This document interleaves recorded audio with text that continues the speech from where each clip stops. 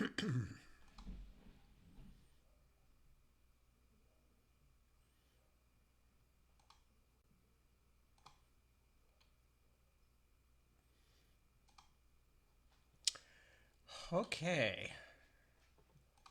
I believe we are there. So, hello, good evening, good afternoon, good morning, wherever you may happen to be. I'm Tad. I am here. Here, my case being Northern California, so called, in the general Santa Cruz area. And life is lifelike at the moment.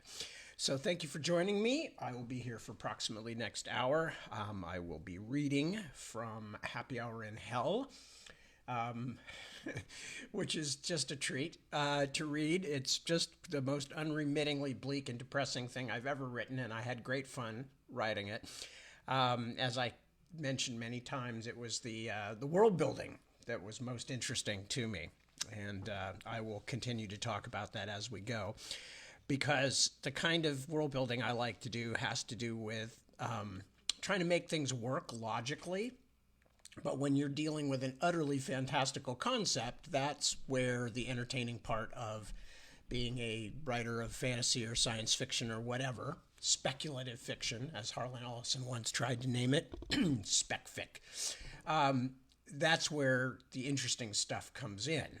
Again, because it's one thing to try to create a world that is a carbon copy of something that actually exists, like trying to recapitulate or recreate a medieval society based exactly on medieval societies. But as soon as you start to get further afield, you begin opening up the possibilities of what you're going to have to do and how it's all going to work. And of course, when you're dealing with a concept that's been around for several thousand years, namely that of the bad part of the afterlife, the hell, Hades, whatever you want to call it, then you are already in kind of strange territory. But as I said, I mean, I loved that. I enjoyed that very much. Trying to create a hell. I know it sounds weird, but hey, I write serial killers too sometimes. It's not a reflection on me personally, I assure you. I shouldn't have to reassure you, but I will anyway. It's not that I like these things, it's that they're an interesting part of life to try and figure out. And so writing hell was really interesting because I was trying to make a hell that actually made sense, kind of, that felt like a functioning thing, as functional as hell could ever be. Anyway, so I don't know why I got off onto that tangent, but I do tend to get off onto tangents. So, good evening to all of you who are joining me. And let me see, what is there to update? Working on Splintered Sun, back now from our trip, which went well, and had to take a week off last week, or had to take the weekend off last week because I was still jet lagging like mad. And it's hard enough to get back on a normal schedule without the staying up till 5 o'clock in the morning thing that happens for me on Saturdays. Well, Saturday night, Sunday morning, which is just a normal part of reading from 1 to 2 o'clock. It means I don't get to sleep afterwards for 2-3 hours at least. So the whole process was was going to be difficult if I tried to suddenly spring out of the jet lag and try to get myself onto that schedule. But I am now back more or less on schedule, beginning to work, et cetera, et cetera. As far as other home details or just life details, things are basically fine, as much as they can be in this complicated, confusing, and sometimes downright upsetting world that we live in. Deb's doing fine. The dogs are getting along fairly peacefully. We've had them in the same area a few times now, and they don't seem to be snarling at each other or whatever. So that's all good. As I mentioned, I'm working on Splintered Sun, which I've been dying to do for the last few weeks, and so I've gotten back to work on that.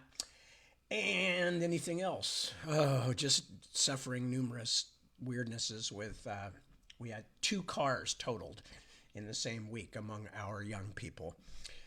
So I am knee deep in DMV, tow company, blah, blah, blah, stuff like that. Deb, of course, is always struggling with things like this. And in her case, all the business side of things and banks and contracts and all that. But we persevere. We wade through it, as I think it was Macbeth said in the famous play, the Scottish play. Macbeth said, "I am waded in blood so far that to go back or as far long or as far as to go o'er." In other words, to continue. And there are times when I feel that way, dealing with the exigencies of life. Just like, I either give up, I either give up at this point, or what can you do? You go forward. You keep trying to get these things solved, and of course, by the time you get one thing solved, two more things have gone off the rails. But that's life. That's life. And as my wife always says, it beats the alternative. It does beat the alternative. Anyway, so let me check in and see who's here before I start reading, or at least who's posted. And who have we got? We've got Christy. Hello, good evening to you. We've got Kristen Rule. Hello, Kristen. Good to see you. Emily. Hello, hello. Good to be back. Thank you. Susan Shamblin checks in. Hello, and greetings to you, Susan. Angie. Hello, hello. It's murder hot out. Like someone threw a hot, wet alpaca on me. My goodness, I am sorry to hear it. Yeah, I'm like you, Angie. I do not like heat. I am not a heat guy. It was one of the the major disconnects between my first wife and I. It was not the only one, but it was one that I noticed early. She was very much a Southern California beach chick and loved to go to the beach and just hang out there all day. I spend like 20, 30 minutes in the sun, even with sunblock and a hat and all kinds of stuff, and I start to feel wretched. So I am not a hot weather person, and it's apparently genetic because our daughter is the same way. She just hates it. Anyway, Tracy, hello, good to see you, and thank you for the welcome back. Barb Ann, same diff, same thing, thank you. Isaac, yo, good to see you. Mr. Mark, why aren't these chapters called cantos? Yes, well, I am precious, and I am occasionally self-important, but not quite to that extent. Good to see you, Mark. And, oh, poor Angie puts up an icon of an emoji of heat prostration. I'm sorry to hear it. I definitely am. Kelly, hello. Good to see you. Good evening to you. Yeah, the study is actually fairly neat now.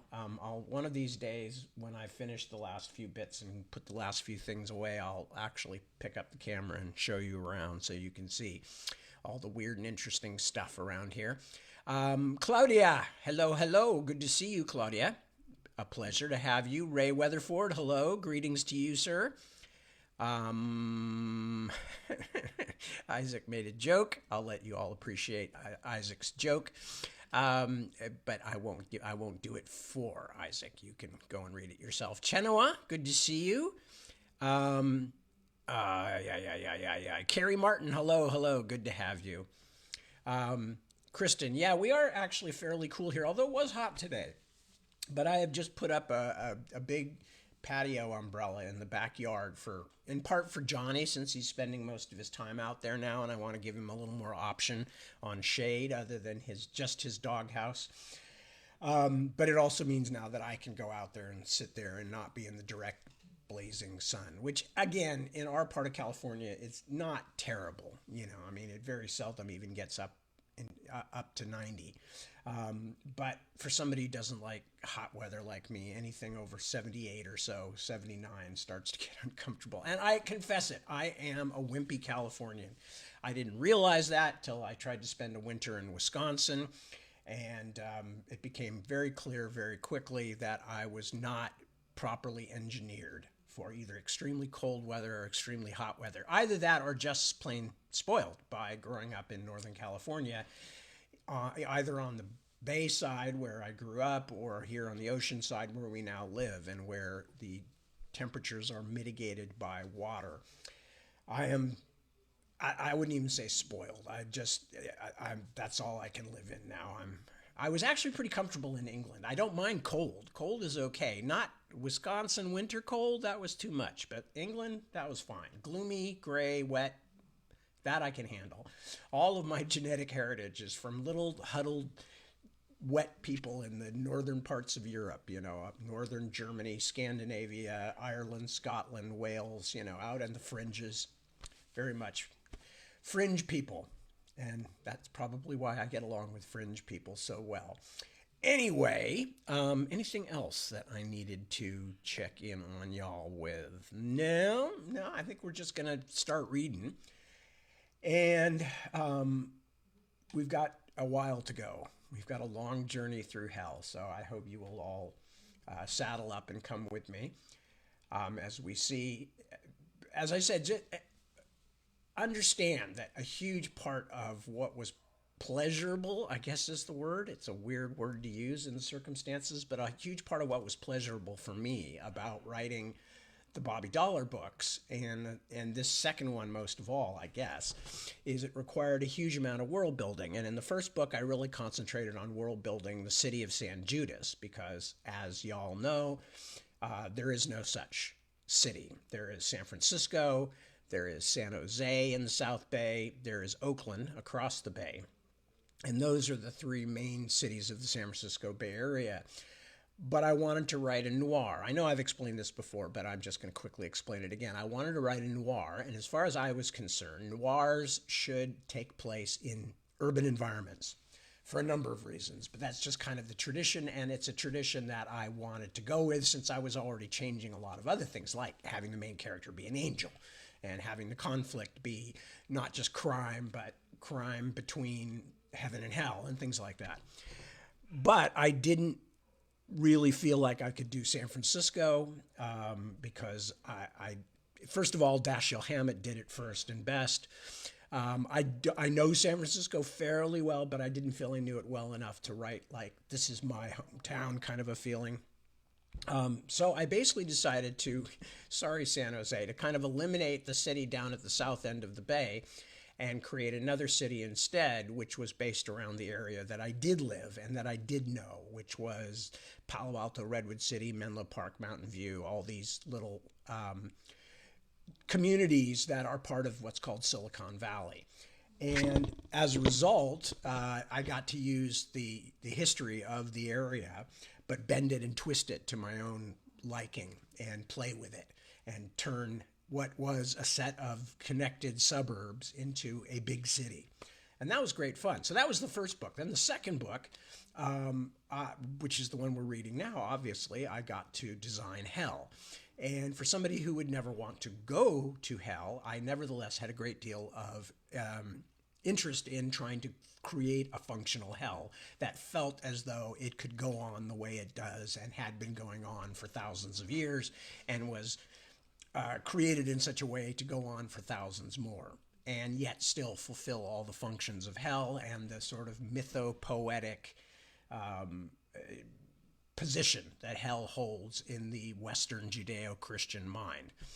Although, bear in mind, when we say Judeo-Christian, that the old Jewish religion never really had much of a concept of hell. If I recall, it was Sheol, which is not hell in the normal sense at all. What we think of as hell is primarily a late early Christian, early Middle Ages construct that became built up over the years. Anyway, enough babble. But some things to look up if you're interested in, which is where the idea of hell actually comes from. And of course, Mark Craigbaum, I read his comment, made an allusion to the cantos of Dante and the Inferno. And of course, there is, an element of that in this book as well. But I didn't want to just rip off Dante either. I wanted to think about a more modern version of hell that would, as I said, be more of, or I didn't say, but it would be more of this era. Anyway, so let us go to the book. Let us go to the book. Where did the book go? Come here. Okay, there's the book. And what has happened is Bobby, along with a little local hell child named Gob, G-O-B, has made his way out of the Abaddon level, which is where he first entered hell, and he is now in the Asphodel Meadows level of hell, which is where the sinner's market is. And he has made an agreement with his boss Temuel, who is an archangel, to deliver a message to somebody at the Sinners Market, a guy named Rip Rash. And Bobby has met Rip Rash, but just as he met Rip Rash, one of the higher ups of the area has arrived. A demon named Commissar Nylock. And that's what's happening. So I'm just going to go back like a paragraph or two. And and then I'm going to continue. I swear I felt something like a shock of cold air before I saw him, along with the faint smell of vinegar and something rotting. Then the commissar came into my view and paused before the only employee of Gag Snatch Brothers still standing, namely Rip Rash. The newcomer was not one of those demons who waste a lot of energy trying to look like anything human. In fact, at first I could barely tell where Commissar Nylock began and everything else left off, because he was covered with rattling, bone-white tendrils that curled out of his black armor like stray hairs, making him look a little like one of those fancy frilly seahorses you only see in aquariums. His face was a bit like a seahorse's too, long, angular, and bony, but no seahorse ever had such evil little blood-drop eyes. "Oh, my good heart, what have we here?" Nylock was almost as tall as Rip Rash, but despite his armor and helmet, the rattling bone tendrils made him seem as fragile as the slenderest branching coral. Still, I don't think anyone could have looked at the commissar's hideous, gleeful face and imagined mere strength would defeat such a creature. "Oh, my charitable works, what is this? A bottom dweller, a shit-sucker who does not bow to the Commissar of Wings and Claws, master of all the meadows and beyond? But why would someone thwart me when all I wish to do is kindness?" He extended an insectoid arm crusted by a whorl of horns. "Why do you insult me, fellow? Why do you hate your rightful master so?" Even listening to his lilting voice made my stomach turn over. It was as if someone had taken the skin off your favorite grandfather and made a balloon, then let the air squeak out of it in musical bursts. I would gladly have burrowed down into the dung and stayed there forever to avoid that bony, clicking thing noticing me. Rip Rash, I guess, was made of sterner stuff. "I waited until you were close enough to show you proper respect, Commissar." The ogre lowered his vast body to one knee, but I could tell he didn't like this Nylock much. "Ah, to be sure, to be sure. And what slave would not risk the anger of the Lord of Wings and Claws to protect his employer's slaves from being disturbed? What is that you attend so closely here?" Nylock's jaw, a hinge of horn at the base of his equine skull, splayed to reveal a row of teeth that seemed too different and too long for even that strange mouth. I guessed it was a smile. "What property of your master's are you so diligently protecting? He took a step forward, his legs creaking and sawing as his tangles of bone rubbed together. What could be worth keeping even from beloved Nylock? Another step forward until the rattling thing was only a few paces from the cage where I squatted with the other terrified prisoners. Rip Rash started to get up, but Nylock pointed at him. "Do you object to my inspection? That is a serious matter, slave. Souls have gone into the holes between stars over less."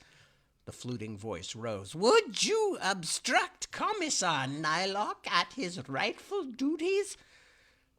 For a moment, against all sense, I prayed that Rip Rash would do something crazy, run, shout, hit the commissar in his bony face, anything that might cause enough ruckus to allow Gob and me to escape. Then I remembered that we were locked in a cage. Even if they burned the stall to the ground, we weren't going anywhere. Rip Rash made a rumbling noise deep in his chest, but didn't say anything. Then his big head dipped. He stayed on one knee. course not, Lord Commissar. Our place is yours. Lovely. Nylock spat a long thread of something onto the ground. That's all right, then. I'll just come over and have a closer look at these, shall I? And so he did, stinking of death and vinegar. Interlude. You never told me what you do for entertainment in hell. She rolled away and lit a cigarette. And I doubt I ever will. You don't really care anyway. You just want to hear all the horrid bits. It's not like that. At least not always. Not all of it. Whoa! Peace, milady countess. Honestly, I just wanted to know. I'm a curious guy. She peered over her shoulder at me. I couldn't tell if she was ready to be nice again or not. She was funny that way, I could tell. Under that perfect, ultra-cool surface, the Countess of Cold Hands was full of broken places. They say that's why cats get abscesses. Their skin heals so quickly it often heals right over an infected wound. Kaz was a bit feline that way. Still, she looked so fucking lovely when she stretched to flick her cigarette ash into the ashtray. Just looking at her made me want to jump her again. Even an angel needs some recovery time, though, so I just stroked her hip as the sheet slid back, then leaned forward and kissed the cold skin. Okay, then, I'll ask you, she said. What do you do for fun in heaven? I laughed, but then I thought about it, and there really wasn't much I could say. Heaven is a lot of things, but fun isn't really one of them. It's hard to explain. It's a very happy place, but not really by choice. Enforced happiness. Something like that. Well, no, it's more like how when you live near a really good barbecue place, it makes you hungry all the time, just smelling the meat cooking. Wouldn't quite work like that in hell, Dollar, she said, sending a jet of smoke up to be obliterated by her ceiling fan. We're fairly used to the smell of burning meat. Zing.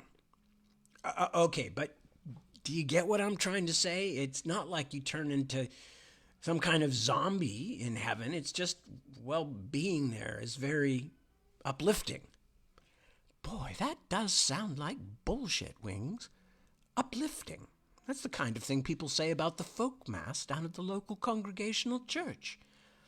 Look, don't put me in the position of defending heaven. It's not like I'm their golden boy or anything.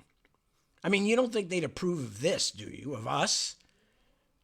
Don't change the subject. You asked what I do for fun in hell. I'm asking you what you do in heaven.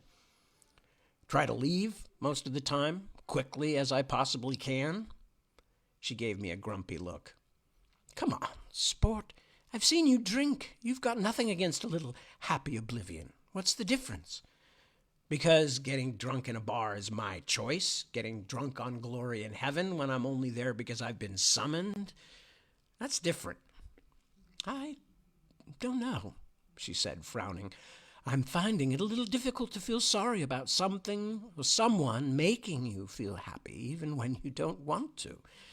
I mean, compared to some of the things I've seen, like, people being eaten from the inside out by saw-toothed worms because they didn't bow fast enough, it doesn't seem so bad. She shook her head. Shit, I've seen worse things back in medieval Poland, in church on Sunday. It was, even I had to admit, a no-win argument. Of course, I couldn't make her understand what bothered me about heaven. It was like those things they make fun of on the internet, first world problems. Except this was an above-the-world problem. Look, she said, then reached out and squeezed me. I'm making you feel good against your will. Does that mean you're going to complain about me, too? Stand up for your rights? Ooh, you're such a rebel, Bobby. Normally, I don't like it when people make fun of me. I always prefer to be the fun maker, probably because I'm a complete asshole. But I decided I could let myself be exploited just that once, strictly as a learning experience. Chapter 15. Rip Rash. I could only watch helplessly as Commissar Nylock approached the cage. His bony spurs stirred and scraped as he walked like wind shifting dead leaves, and he examined the crush of damned souls with eyes as unfeeling as two shiny red buttons. If I tell you that I could smell him even through the various stenches of being locked in a slave cage in the middle of hell, you'll have an idea of how pungent his scent was. Sweetness and rotten meat combined, like one of those corpse flowers that lures flies to their doom. It was all I could do not to be sick, and I probably gagged a little, which may have been what drew his attention. I was mostly hidden by the slaves splayed against the bars in front of me, but those tiny eyes suddenly fixed on mine, and he moved closer. His smell rolled over me in a nauseating wave. Then he opened his weird mouth, and things got a lot worse. The two bits of his lower jaw clashed together like a crab applauding.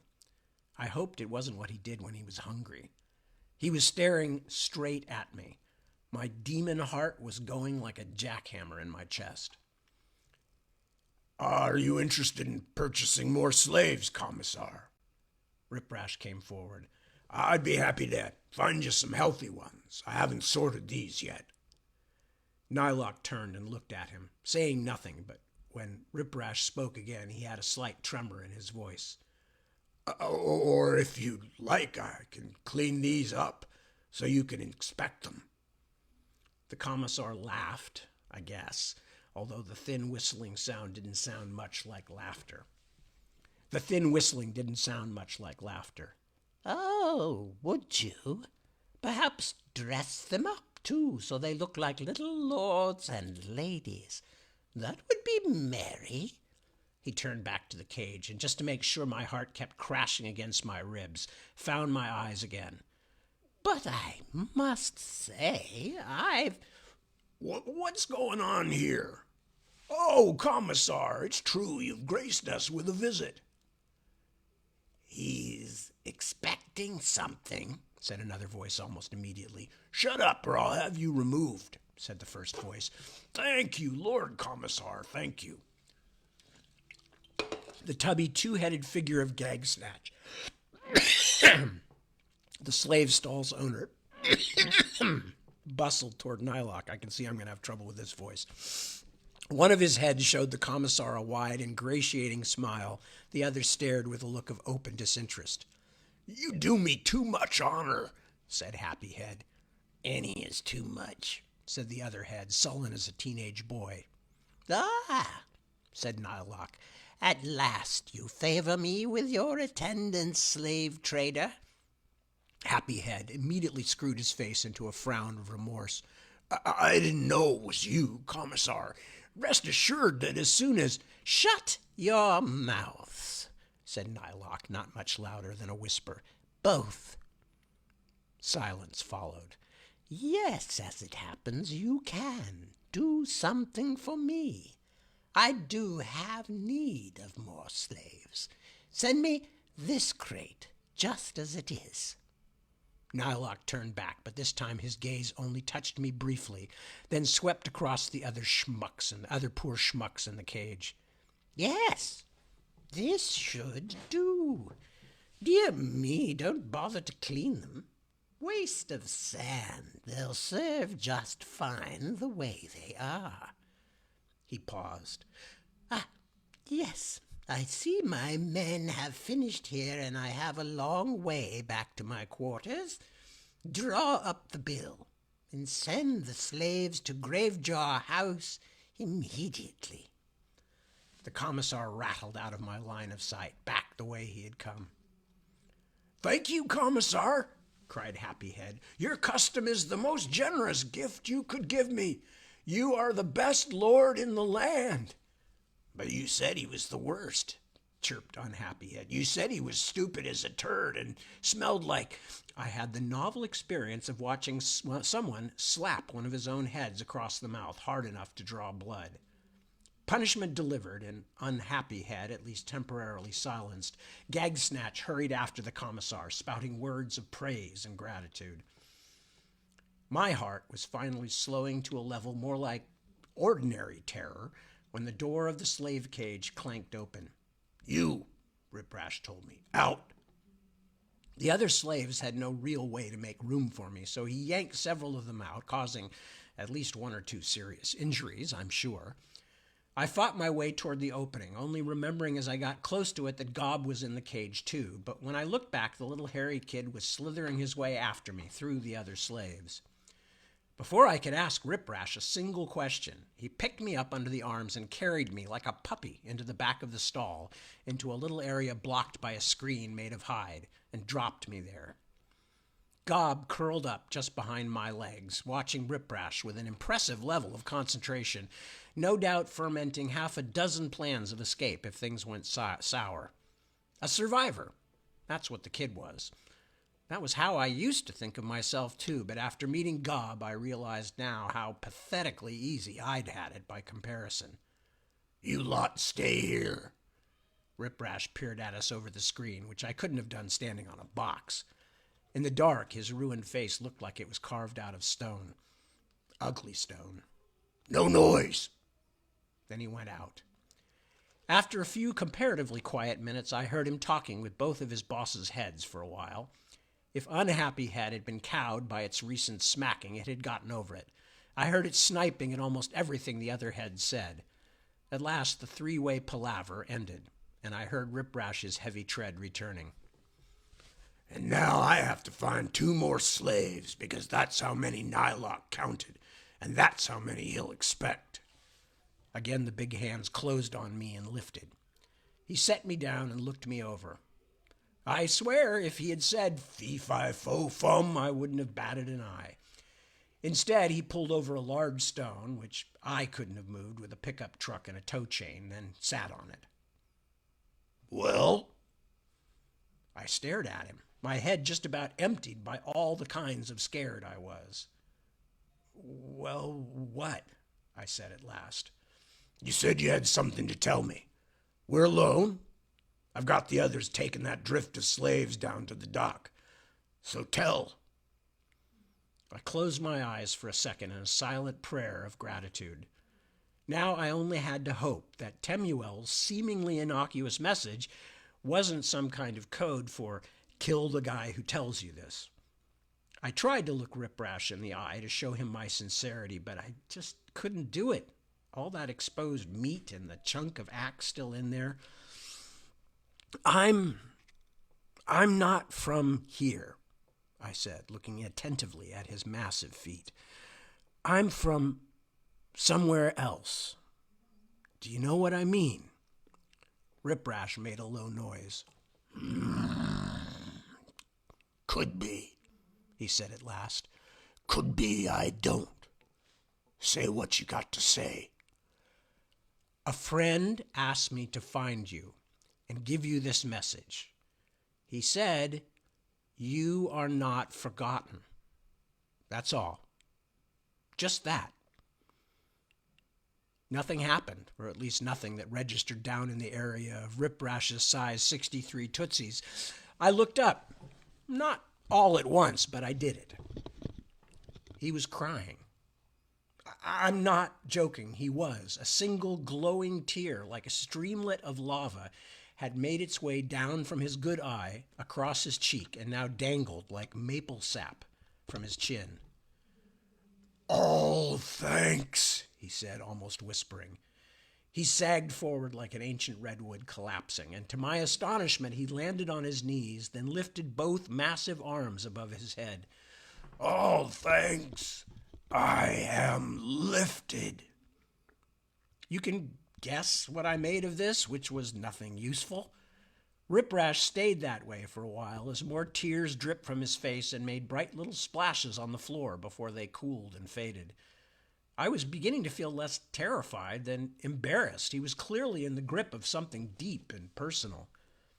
Since he hadn't smashed me into jelly over the message I'd just delivered, he was still the closest thing Gob and I had to an ally. So I sat tight as it went through him like a storm and made him shake all over. At last it was done. Riprash wiped his good eye with the back of a massive hand, then climbed back onto the rock again. "Ah," he said. "Ah, that was good to hear. All thanks to you." He paused, his brow fissuring as he realized.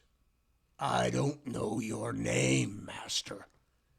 "It's Snakestaff." This was the first time I'd told my demon cover name to anyone but Gob, and I was watching to see if it meant anything. I only had Temuel's word and Lame's silent memories that it hadn't been used before, but the ogre didn't seem to find it either surprising or familiar. "My thanks then, Snakestaff. May you be lifted." Which sounded better than most things that had been happening, so I nodded. Okay, now what?" He looked at me like a man woken up too quickly. What do you mean?" I mean, do you mind if we get on our way, my servant and me? Thanks for hiding me from the commissar, but I have other errands I need to do in the Red City, and that's a pretty long walk." "Other errands?" He looked interested, but not in the cruel, hungry way you usually see demons look interested. "Others like me?" No. "Too bad that you have to go. You should meet some of the other lifters. Your message will mean a lot to them." His terrifying face grew almost cheerful. "Wait. I am bound to deliver those slaves to the commissar at Gravejaw. If you go with me, on the bitch, you'll travel much faster, and you can find a lifter when you get there. That should speed your journey to the Red City." All this talk of lifting and lifters and bitches had me boggled, but I was not going to look this particular gift ogre in the mouth. "You mean you'd really help me?" "I would do any service I could."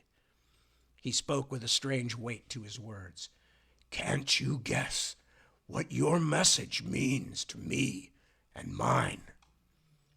I couldn't, not really, but clearly it meant a lot, and I was going to do my best to ride that wave all the way to the beach. "Yes, of course." "I ask only one favor in return." Shit, I thought, here it comes. Does he want to drink some of my blood or eat one of my eyes? "And that is?" "Tonight, you must come with me to fellowship." Not quite as bad as I'd feared, obviously. "Certainly, but I still don't understand. How will you get me to Gravejaw so much faster than I could walk?" He laughed. "By boat, of course. My ship, the Nagging Bitch.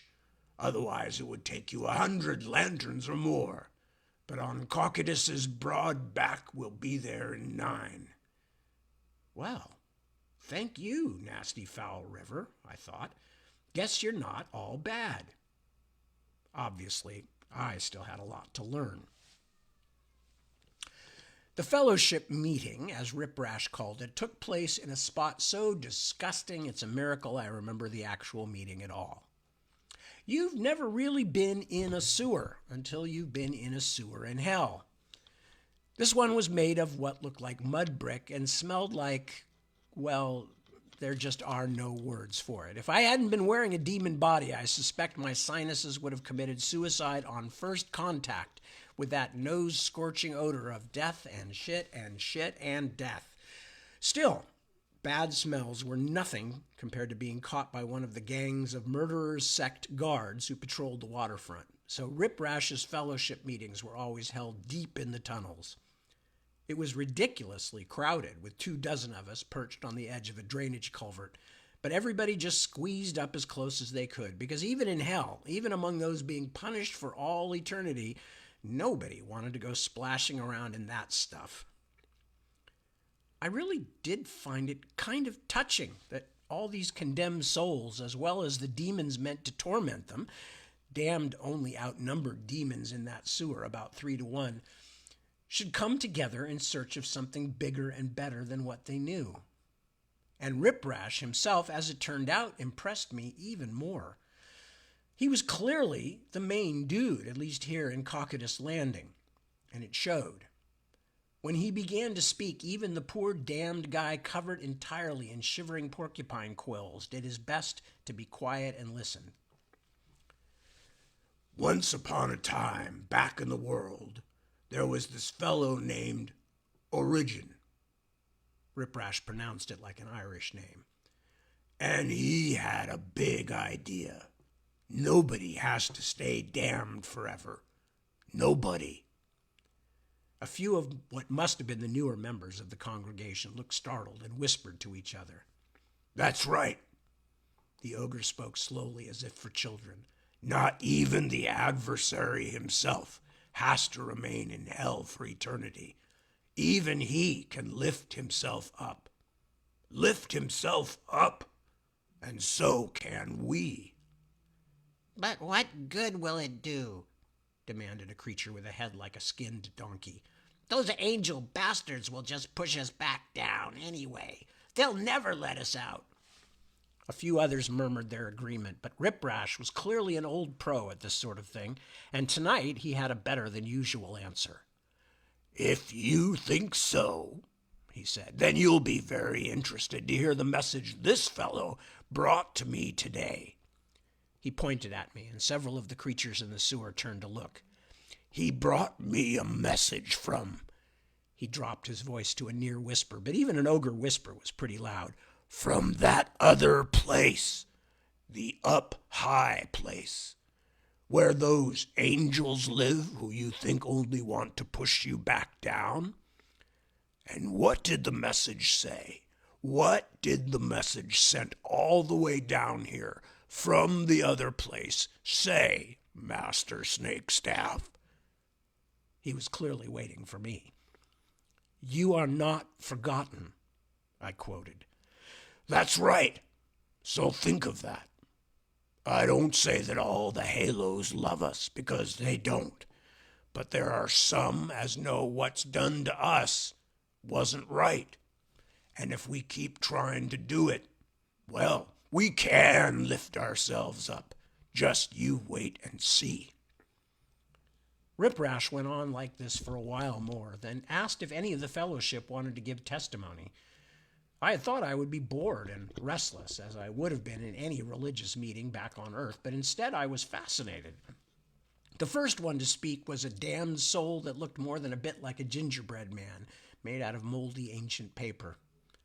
He explained carefully that when he had lived on Earth, he had been a thief in Antioch, and that although he had only stolen food to feed his starving family, he had been put to death by the Roman overlords and condemned to hell. It's good news to hear we might be free again someday, he said in a slow, serious tone. Good news, and I will do all I can to behave myself and learn the way to do that, because I want to be free. It wasn't fair what happened to me.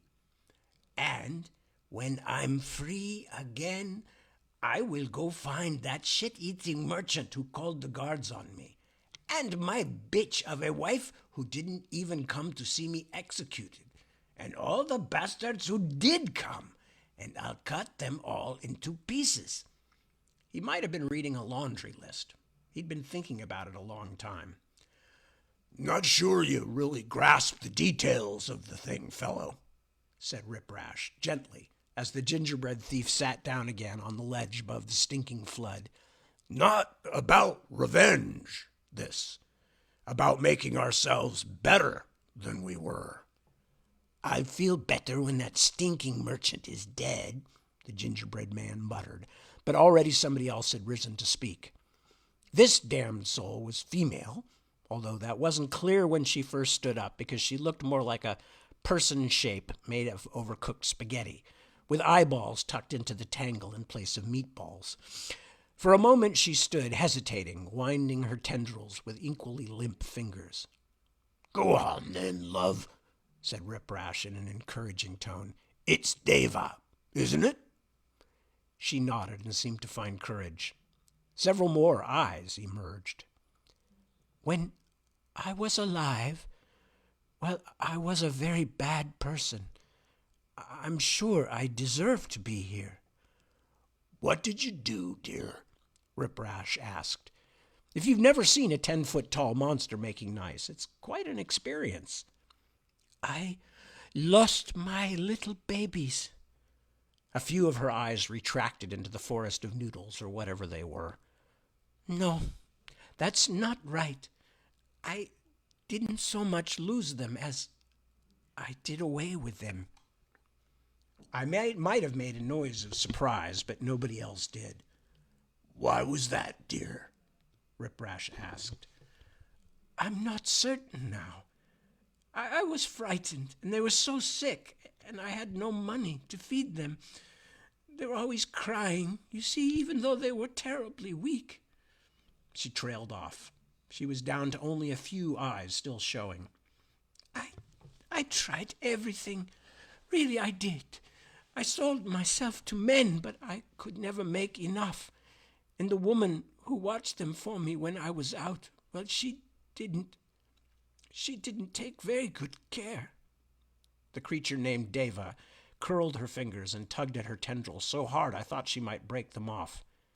"She drank too much toddy, that one. And one day she let my youngest one wander, and my little girl fell from the window down to the courtyard and died. I came home with the smell of a man still on me and found her there on the stones. The bitch taking care of her had not even known she was gone." The damned woman shook her head, or the lump near the top that I assumed was a head. I knew then that I would be going to hell, and the others were still sick, still crying, getting thinner and thinner."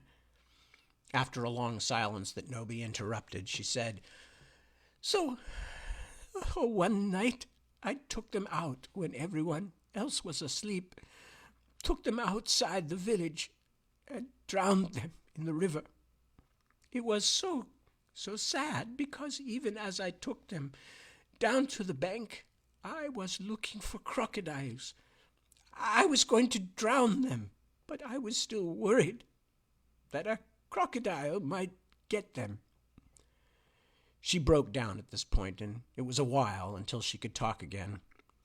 The strange thing was that the other damned and even the demon members of the congregation all waited for her to continue. In a place where nobody even bothered to look twice at a badly injured person writhing on the ground or a child being beaten, these hell creatures were waiting patiently, even kindly, for one of their own to find her way back to herself. "They stoned me to death, of course," she said finally. "Even the woman who let my littlest one die threw a stone. I have been here a long time. I cannot even guess how many centuries, on and on and on. It will sound strange, but even though I am dead, I did not truly know I had been alive until I heard Rip Rash speak. Heard him speaking of how we might someday be lifted. Since I awoke here, I have been like a mole who lives in the ground. Go forward, go backward, every day in the dark and knowing nothing else. My children, I did not think of them. I could not think of them. I could not remember them because my heart was burned away inside me. But when I heard Rip Rash talk of the lifting, I could feel myself again. I knew nothing could ever take away my wickedness, but that what I had done would be a terrible curse in the mind of God forever. But I could hope that some day, perhaps when heaven and hell themselves come to an end, I might be forgiven. One day, no matter how dark and dreadful my act, I might see my little ones, my babies, again, so that I can tell them how sorry I am that they were ever born to such a mother."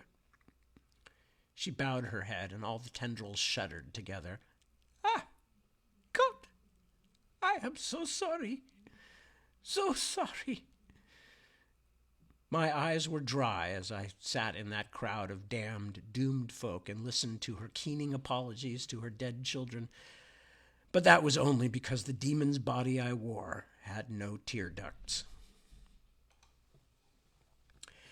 Chapter 16. A filthy river runs through it. Gob and I hid out at Gag Snatches until the second beacon had been lit. Then our new friend Riprash buried us, carefully, under a load of ship's provisions on a wagon and drove us down to the docks. My view was entirely of the undersides of coarse sacks full of dried maggots, but I'm not sure it was any worse than seeing the actual city of Cocytus Landing, at least judging by the astonishing variety of unpleasant noises and odors that made their way through the cushioning layers of bagged demon yummies. Riprash unloaded the provisions himself to make sure we weren't accidentally beheaded by one of his helpers, then hurried us up the swaying gangplank. "You'll stay in my cabin," he said, gesturing proudly around the low-ceilinged room, which would have been adequate for us if Riprash never came in. As it was, he took up so much of the space that it felt like sharing a bathtub with a humpback whale. When day had passed and only the afterlights burned, the dock workers went home. Riprash took us out on deck and showed us around the ship like a retiree displaying his rhododendrons. The nagging bitch was halfway between a garbage scow and a Chinese junk, long and low, with sails that must have looked like bat wings when they unfurled. It was built with timbers that didn't seem to match, and was so smeared with tar all over that the ship might have been made from chewed licorice. But from what I could gather from Riprash's proud descriptions, despite its age and decrepitude, the bitch was state of the art when it came to things like shackles, cages, and tools of punishment. I tried to smile and look impressed, but when you're looking at a thing with metal teeth meant for digging into someone's crotch to prevent escape, well, like I said, I tried to smile. Riprash had apparently decided he liked me. He showed this newfound solidarity by clapping me on the back from time to time, hard enough to make my bones creak. He also introduced me to the hellish rum he liked to drink, which tasted like bile and gasoline and packed the clout of pure moonshine.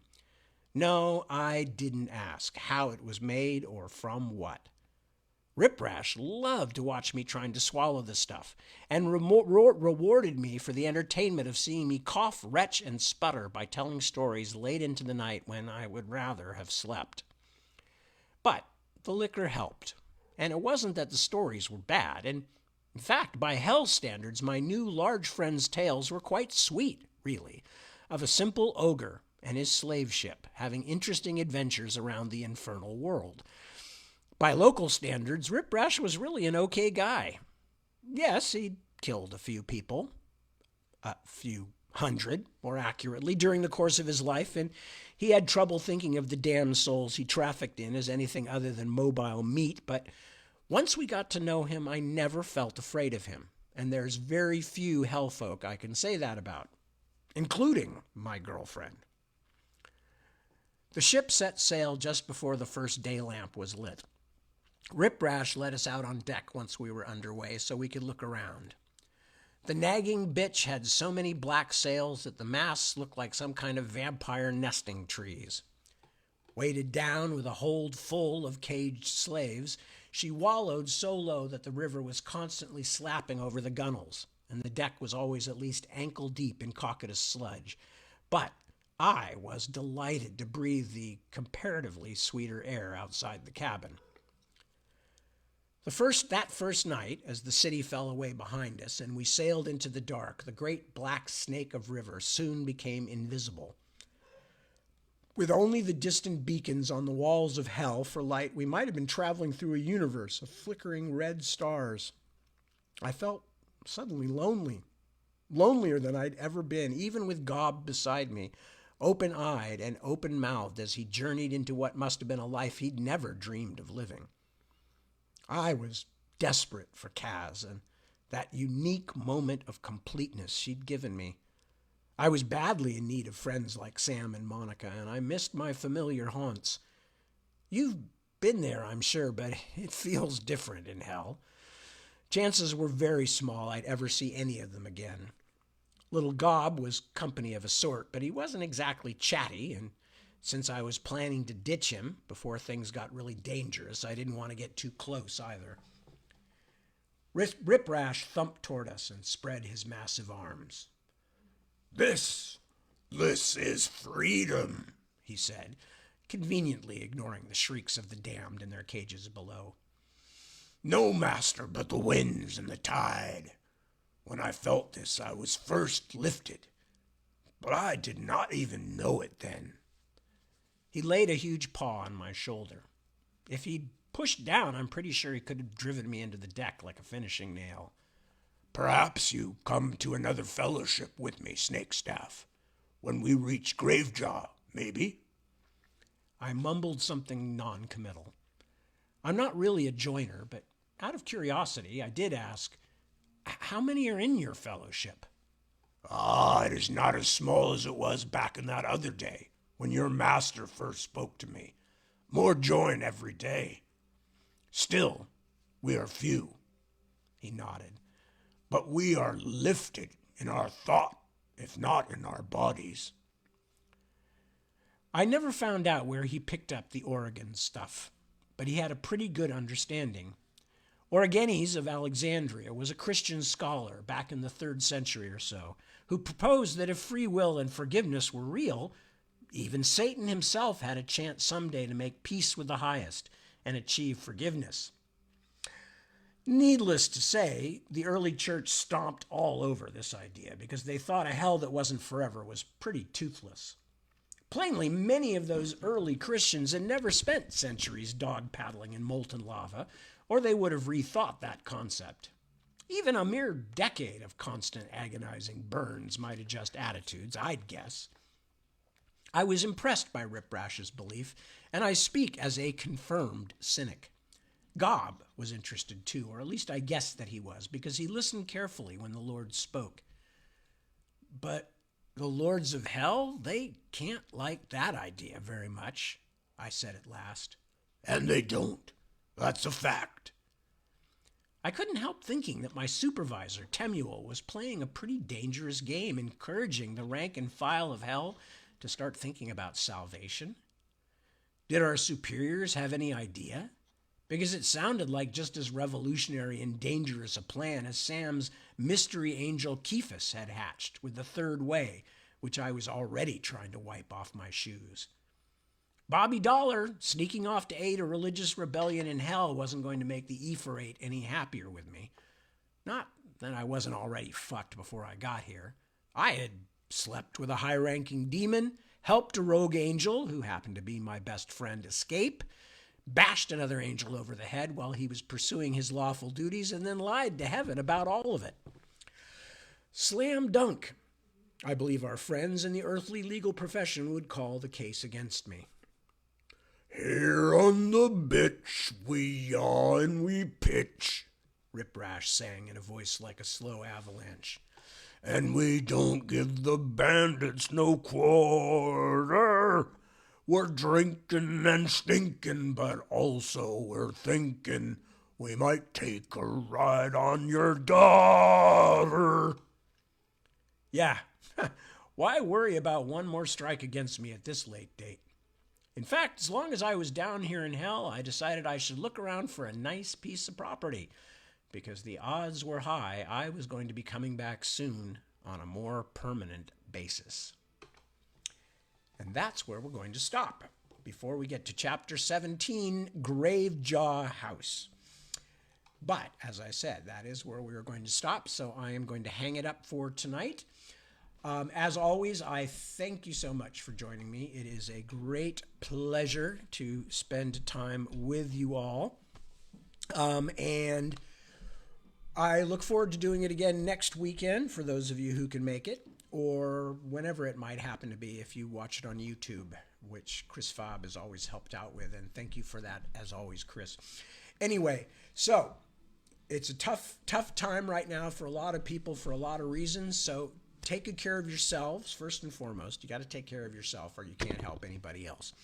Take good care of your friends and loved ones. Woo! I just went out of, it's like I just got suddenly drunk. I just went out of focus there, at least on my end. Take good care of your friends and loved ones. Keep an eye out for those who might need help, even if it's only just a friendly word or are you okay, or, handing somebody a couple of bucks so they can get themselves something to eat. Whatever the case, we all need help sometimes, and the only people who can help us are other people. So with that, I say thank you again. A pleasure to spend time with you. Peace, be well, and I will see you very soon. Arrivederci, ragazzi. Ciao.